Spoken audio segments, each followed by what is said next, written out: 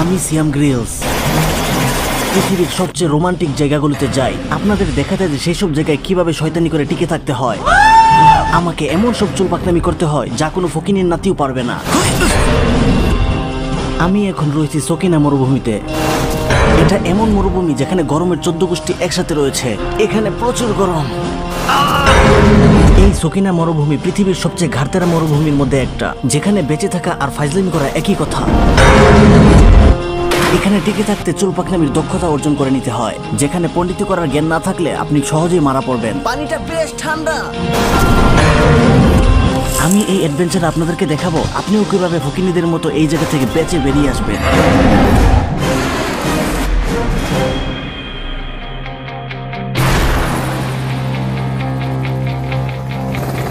আমি একটু আগে সাদিয়ার বাপের বাড়ির উপর দিয়ে উড়ে এসেছি, আর এখন যেতে চলেছি পৃথিবীর সবচেয়ে ভয়ঙ্কর জায়গায়। এই হচ্ছে সকিনা মরুভূমি।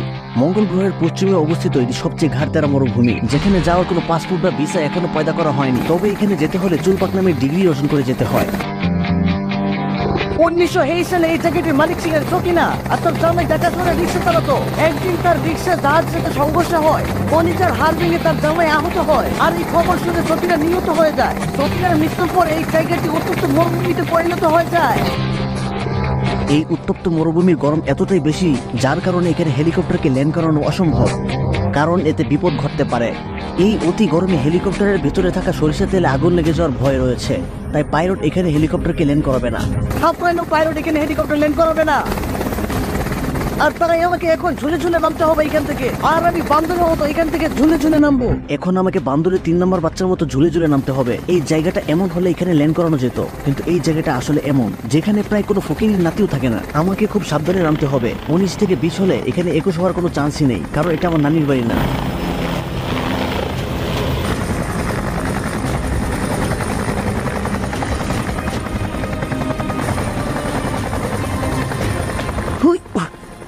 খোল খোল, একটু দাঁড়াও। হ্যাঁ, খুলেছে, যাও।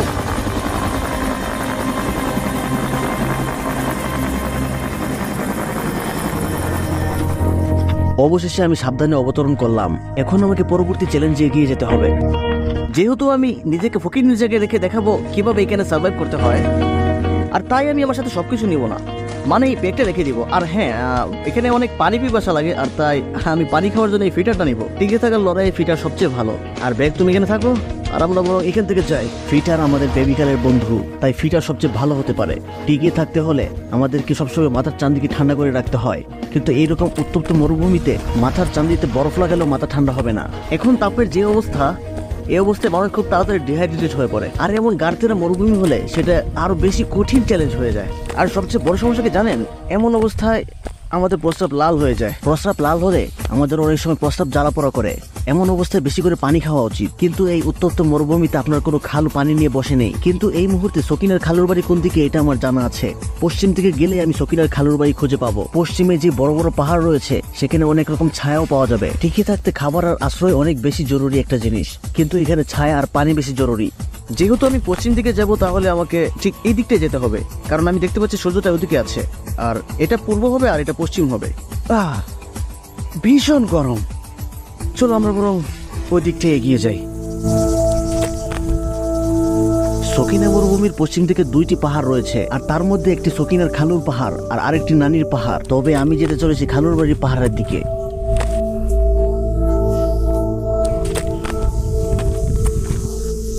কি এক অবস্থা, আমার আশেপাশে কাউকেই দেখতে পাচ্ছি না। সত্যি বলতে নিজেকে আমার এখন মঙ্গল গ্রহের এলিয়েন মনে হচ্ছে। মঙ্গল গ্রহের এলিয়েন মনে না হলেও এখানে বেশিক্ষণ থাকলে উগান্ডার এলিয়েন হয়ে যাব।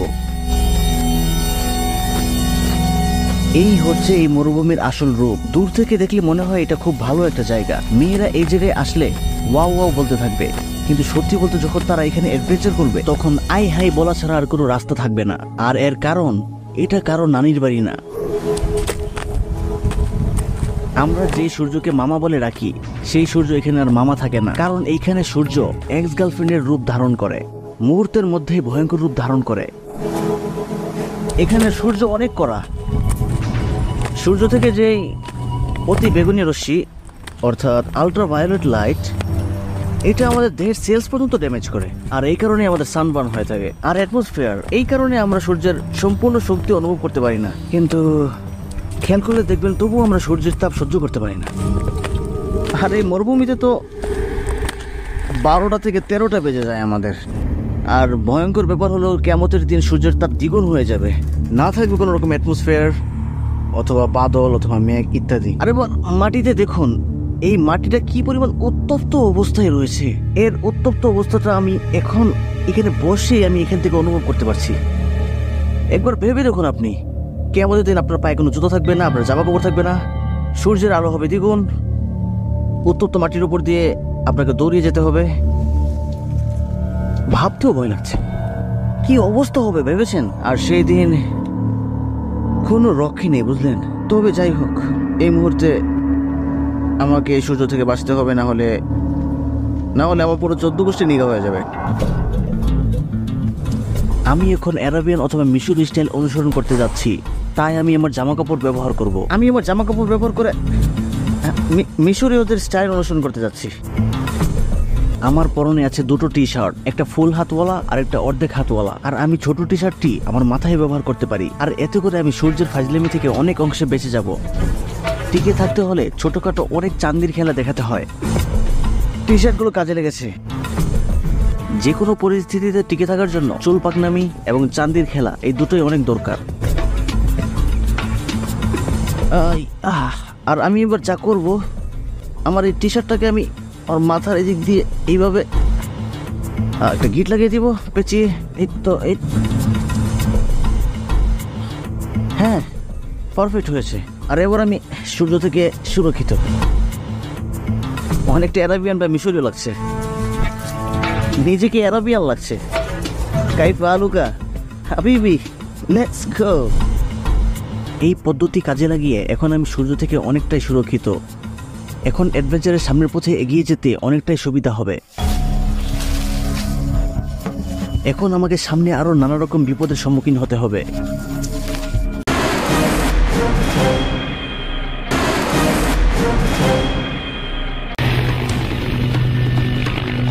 এখন আমি রয়েছি সকিনা মরুভূমিতে, যেখানে তাপমাত্রা প্রায় 50°C।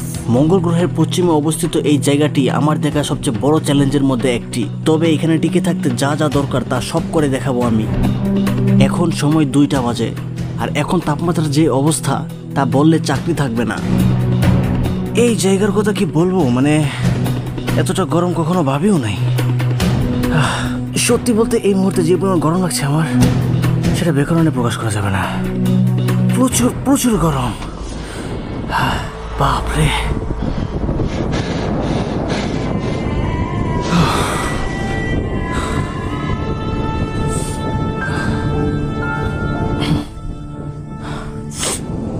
পানি খেতে হবে, একটু দাঁড়াও। এটাই হচ্ছে মরুভূমির আসল রূপ, যার সাথে নানির বাড়ির কোনো মিল নেই। নানির বাড়িতে কোম্পানি খেলেও চলে, কিন্তু এই মরুভূমিতে কোম্পানি খেলে একদমই চলবে না।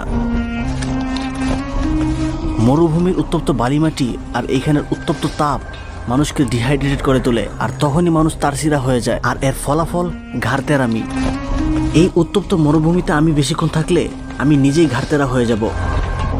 সকিনা যেমন ঘাড়তেরা ছিল, এই মরুভূমিটাও তেমন ঘাড়তেরা। সাহারা মরুভূমিতে অতটা গরম না যতটা এখানে মনে হচ্ছে। সত্যি বলতে চ্যালেঞ্জটা বেশি করে ফেলেছি। আমার দ্বারা একদমই সম্ভব না এই চ্যালেঞ্জ পার করা।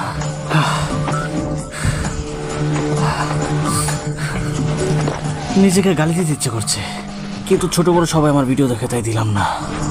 এই মুহূর্তে সম্পূর্ণ ফ্যামিলি নিয়ে যারা আমার ভিডিও দেখছেন তাদেরকে সালাম জানাই। আমার চান্দি এখনই ফেটে যাবে। আমার চান্দি ফাটুক আর না ফাটুক সেটা বড় কথা নয়, বড় কথা হলো অনেকেই অতি গরমে লুঙ্গি পরে না শরমে। বাঙালি লুঙ্গি পরতে শরম কিসের? লুঙ্গিতেই আরাম, লুঙ্গিতেই সুখ, তবে গুলিস্তানের সস্তা লুঙ্গিতে নয়। এতক্ষণ যা পানি খেয়েছি তা যেন ঘামের মাধ্যমে সব বের হয়ে গিয়েছে। একটু ধরো, আর একটু পানি খেয়ে নি। এই উত্তপ্ত মরুভূমিতে বারবার পানি পিপাসা লাগাটাই স্বাভাবিক ব্যাপার, তবে মনে রাখবেন এটা আপনার খালুর পানি নয়। পানি শেষ হয়ে গেলে মুদ খাওয়া ছাড়া কোনো উপায় থাকবে না। দূর ছাইটা গরম পানি, একটু ভালো লাগে না, মনে হচ্ছে মুদ খাচ্ছি। স্বাভাবিক মূত্রের ভর হিসেবে প্রায় 95% হলো পানি। অন্যান্য উপাদানের মধ্যে আছে ইউরিয়া, ইউরিক অ্যাসিড, ক্রিয়েটিনিন ও বিভিন্ন ধরনের লবণ। ইউরোক্রোম নামে এক ধরনের রঞ্জক পদার্থের উপস্থিতিতে মূত্রের রং হালকা হলুদ হয়। আমিষ জাতীয় খাদ্য খেলে মূত্রের অম্লতা বৃদ্ধি পায়, আবার ফলমূল এবং তরকারি খেলে সাধারণত ক্ষারীয় মূত্র তৈরি হয়। জীববিজ্ঞানের 180 নম্বর পৃষ্ঠায় এগুলো পেয়েছি, ধন্যবাদ। তবে কেউ আবার চুল বাকনামি করে 265 নম্বর পৃষ্ঠায় চলে যাবেন না। তবে পরীক্ষায় পাশ করার উদ্দেশ্যে পড়তে পারেন। এখান থেকে একটা প্রশ্ন অবশ্যই আসবে। আমি নিজে এখান থেকে একটি প্রশ্ন পেয়েছি, কিন্তু আমি এইসব পড়ি নাই, তাই পারিও নাই। আমি এখন সকিনার খালুর বাড়ির আশেপাশে চলে এসেছি। এখানে রয়েছে বড় বড় পাহাড় আর পাথর। এইসব পাহাড় অথবা পাথরের পিছনে রয়েছে ছায়া, যেখানে আমি আশ্রয় নিতে পারবো। এই তো ছায়া পেয়ে গেছি। তবে এখন আমাকে নিচে নামতে হবে। তবে এদিক দিয়ে নিচে নামা একদমই সম্ভব নয়, আমাকে ঘুরে নামতে হবে। এইখান দিয়ে নামতে গেলে আমার হাড়ের 14 গোষ্ঠী একসাথে ভেঙে যাবে, তাই আমাকে অন্য রাস্তা খুঁজতে হবে। হ্যাঁ ঠিক আছে, চলো চলো। সকিনা ঘাড়তেরা হলেও সকিনার খালু ঘাড়তেরা নয়, তাই খালুর বাড়ির এই জায়গার তাপমাত্রা 50 ডিগ্রি সেলসিয়াসে চলে এসেছে, আর এটাই এইখানের স্পেশাল অফার। এই তো ছায়া পেয়ে গেছি। সাধারণত গাছের ছায়ায় বেশি আরাম পাওয়া যায়, তবে মরুভূমিতে এই ছায়া আমার জন্য বেশি।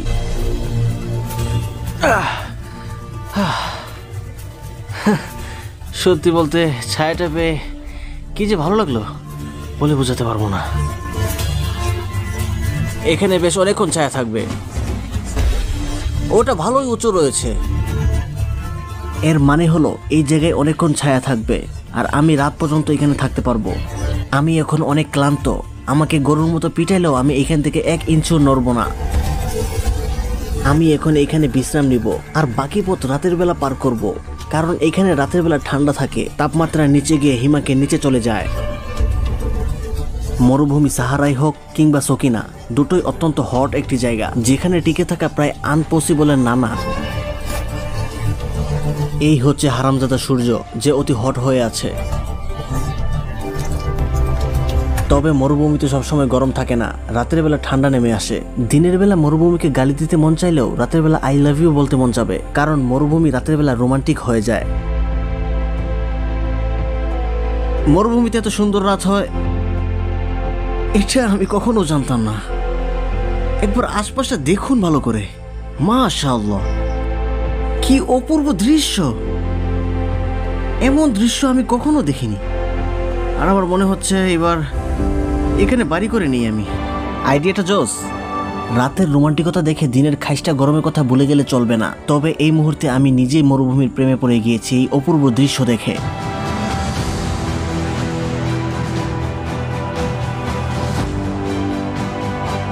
সত্যি মরুভূমির রাতের আকাশ খুব সুন্দর। সাধারণত আমরা রাতের বেলা আকাশ ভরা তারা দেখতে পাই না, কারণ আমরা যেখানে বাস করি সেখানে লাইট পলিউশন থাকায় আকাশ পরিষ্কার দেখা যায় না। তবে এইখানে লাইট পলিউশন না থাকায় সম্পূর্ণ পরিষ্কার দেখা যাচ্ছে। এ যেন গ্রহ নক্ষত্রের 14 গোষ্ঠী একসাথে। কি সুন্দর! আমি কিন্তু এখানে হানিমুন করব। আরে ওই দেখো, আরে ওইটা স্যামসাং গ্যালাক্সি। আরো অনেকগুলো গ্যালাক্সি রয়েছে, সবগুলোর নাম জানি না। আরে ওইটা তো ইলন মাস্কের স্যাটেলাইট। কি বলবো, বাসা হারিয়ে ফেলেছি। এত সুন্দর দৃশ্য দেখে এখান থেকে মোটেও যেতে ইচ্ছে করছে না। এটা আমার দেখা সবচেয়ে ভালো একটা দৃশ্য। ক্যামেরাম্যান, চলো আমরা এখানে কিছুক্ষণ বসে থাকি।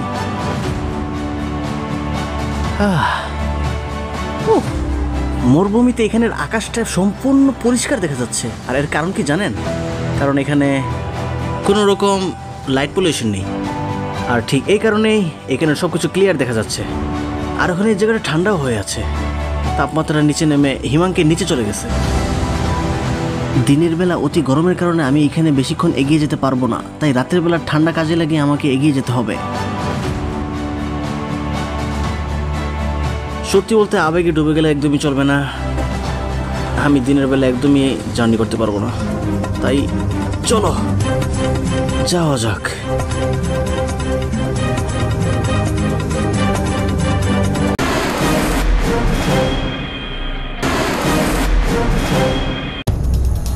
আমি এখন রয়েছি সকিনা মরুভূমিতে। এখানে আমি একদিন কাটিয়ে ফেলেছি। রোমান্টিক রাত পার করার পর এখন আমার দ্বিতীয় দিন চলছে। আমি সারা রাত প্রায় 400 কিলোমিটার হেঁটেছি এই মরুভূমিতে, আর এতক্ষণ হাঁটার পর এখন আমার অবস্থা 12টা থেকে 13টা বেজে গেছে। আমার ফিল্টারের পানি শেষ হয়ে গিয়েছে, লাগতেলেও 1 ফোঁটা পানি পাওয়া যাবে না। তবে এখন আমি যেতে চলেছি পানির খোঁজে। আমার জানা মতে সকিনা আর তার খালুর বাড়িতে পানির কোনো উৎস ছিল না, যেখানে পানি ছিল সেটা হচ্ছে সকিনার নানির বাড়ি, আর তাই আমিও সকিনার নানির বাড়ির দিকে এগিয়ে চলেছি।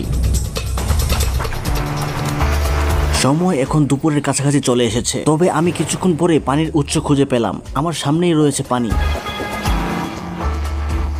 তবে এই মুহূর্তে আমি যেখানে আছি এখান থেকে পড়লে আমার হাড্ডি গুড্ডি আস্ত থাকবে না। দেখো পানি পেয়ে গেছি, এবার চলো। মরুভূমিতে পানি পাওয়াটা সোনার হরিণ পাওয়ার মতোই।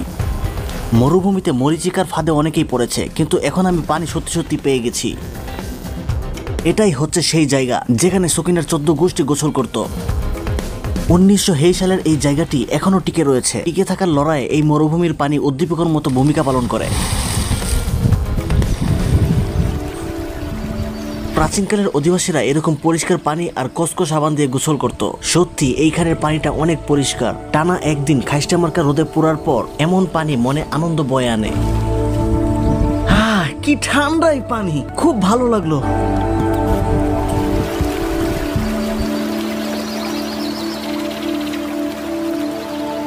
এটা পুরাই ঝাগানাকা। অবশেষে পানি পেলাম তাহলে।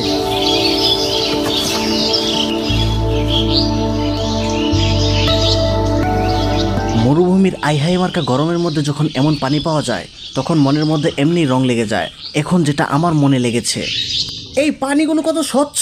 এখানের পানিগুলো সম্পূর্ণ ফিল্টারিং করা। এখানের পানিগুলো মাটির চুয়ে চুয়ে এখানে জমা হয়েছে, তাই পানিগুলো দেখতে অনেক বেশি স্বচ্ছ। এখানের পানি থেকে আমার একদমই উঠতে ইচ্ছা করছে না, কিন্তু আমাকে সভ্যতায় যেতে হবে। এই পানিগুলো ফিল্টারিং করা। দেখুন আমার হাতটা এখানে রেখে দিলে আমার হাত দেখা যাচ্ছে এখান থেকে। আর চলো এবার একটু পানি খেয়ে নিই। এখন আমি পশ্চিম দিকে যাব, কারণ যেমন ভাবে সকিনার নানির বাড়ি পশ্চিম দিকে, আমার নানির বাড়িও পশ্চিম দিকে গেলে পেয়ে যাব। সকিনার নানির বাড়ির আশেপাশে পানি আর গাছপালা রয়েছে, তাই খুব তাড়াতাড়ি আমিও সভ্যতায় পৌঁছে যেতে পারবো। 1900 সালে জ্যাক নামের এক পর্যটক উগান্ডার মরুভূমিতে ফেসে যায়। তারপর টানা 2 দিন সেখানে সে জিলাপির প্যাচ দিতে থাকে। তারপর সে গাছ আর পানির উৎস পায়, আর তারপর সেই সূত্র ধরে এগিয়েই সে সভ্যতায় পৌঁছে যায়। মরুভূমির মাঝখানে প্রায় 65 ডিগ্রি সেলসিয়াস গরম ছিল, সেই তুলনায় এখানের গরম অনেক কম। এখানে মাত্র 42 ডিগ্রি সেলসিয়াস। সভ্যতায় পৌঁছাতে পারলে এই ডিগ্রি মামা আরো কমে যাবে।